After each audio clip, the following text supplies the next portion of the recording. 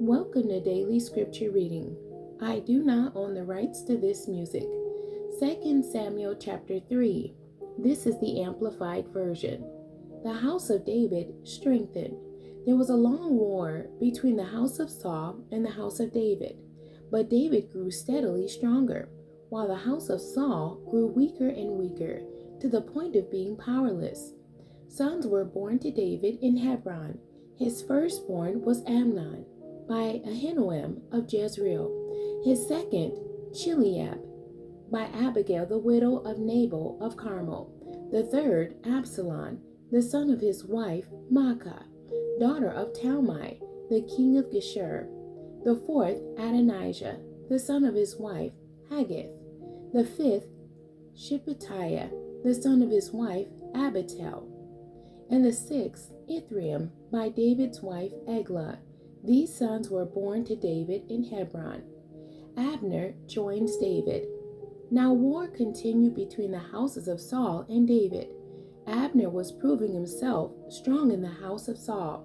Now Saul had a concubine whose name was Rizpah, the daughter of Aiah. And Ishbosheth said to Abner, "Why have you gone into my father's concubine?" Then Abner was very angry at the words of Ishbosheth. And he said, "Am I a dog's head, a despicable traitor that belongs to Judah? Today I show loyalty and kindness to the house of Saul your father, to his brothers and his friends, by not having you handed over to David. And yet you charge me today with guilt concerning this woman. May God do so to Abner, and more also, if I do not do for David just as the Lord has sworn to him, to transfer the kingdom from the house of Saul and establish the throne of David over Israel and Judah from Dan in the north to Beersheba in the south." And Ishbosheth could not say another word to Abner because he was afraid of him. Then Abner sent messengers to David, who was in his place at Hebron, saying, "Whose is the land? Make your covenant treaty with me, and behold, my hand shall be with you to bring all Israel over to you." David said, "Good, I will make a covenant treaty with you, but I require one thing of you. You shall not see my face unless you first bring Michal, Saul's daughter, when you come to see me." So David sent messengers to Ishbosheth, Saul's son, saying, "Give me my wife Michal, to whom I was betrothed for the price of 100 foreskins of the Philistines." So Ishbosheth sent and took her from her husband, from Paltiel the son of Laish, to whom Saul had given her. But her husband went with her, weeping continually, behind her, as far as Bahurim. Then Abner told him, "Go return," and he did so. Abner talked with the elders, tribal leaders of Israel, saying, "In times past you were seeking for David to be king over you. Now then, do it, and make him king.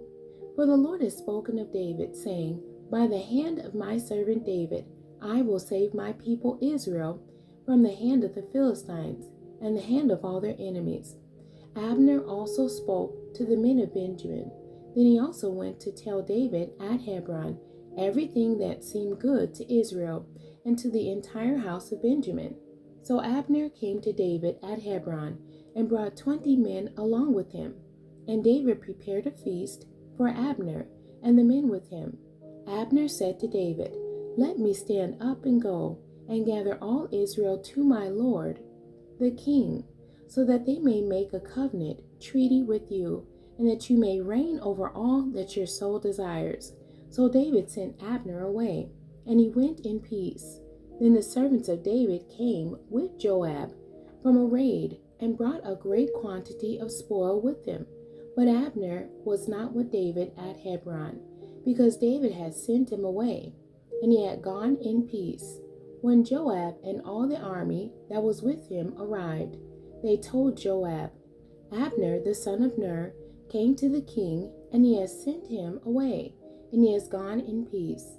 Then Joab came to the king and said, "What have you done? Behold, Abner came to you. Why did you send him away?" so that he is already gone? You know Abner, the son of Ner, that he only came to deceive you with flattering words, and to learn of your going out and coming in, and to find out what you are doing. Joab murders Abner. When Joab left David, he sent messengers after Abner, and they brought him back from the well of Sirah. But David knew nothing about Joab's action. So when Abner returned to Hebron, Joab took him aside to the middle of the gate to speak to him privately. And there he struck Abner in the abdomen, so that he died, to avenge the blood of Asahel, Joab's brother. Afterward, when David heard of it, he said, I and my kingdom are forever innocent before the Lord of the blood of Abner, the son of Ner. Let the guilt fall on the head of Joab and on all his father's house, family, and may they never disappear from the house Joab. 1. And may there never disappear from the house of Joab one who suffers with a discharge, or one who is a leper, or one who walks with a crutch, being unfit for war, or one who falls by the sword, or one who lacks food. So Joab and Abishai his brother murdered Abner, because he had killed their brother Asahel in the battle at Gibeon. David mourns Abner. Then David said to Joab and to all the people with him, Tear your clothes, put on sackcloth, and mourn before Abner. And King David walked behind the bier. They buried Abner in Hebron. And the king raised his voice and wept at the grave of Abner. And all the people wept. And the king sang a dirge, funeral song over Abner, and said, Should Abner, the great warrior, die as a fool dies? Your hands were not bound, nor your feet put in fetters. As a man falls before the wicked, so you have fallen. And all the people wept again over him. All the people came to urge David to eat food while it was still day. But David took an oath, saying, May God do so to me, and more also, if I taste bread or anything else before the sun sets. And all the people took notice of it, and it pleased them, just as everything that the king did pleased all the people. So all the people and all Israel understood that day that it had not been the will of the king to put Abner, the son of Ner, to death. Then the king said to his servants, Do you not know that a prince and a great man has fallen this day in Israel? Today I am weak, though anointed king. These men, the sons of Zeruiah, are too difficult for me. May the Lord repay the evildoer Joab in accordance with his wickedness. The end. God bless you, and thank you for joining me today.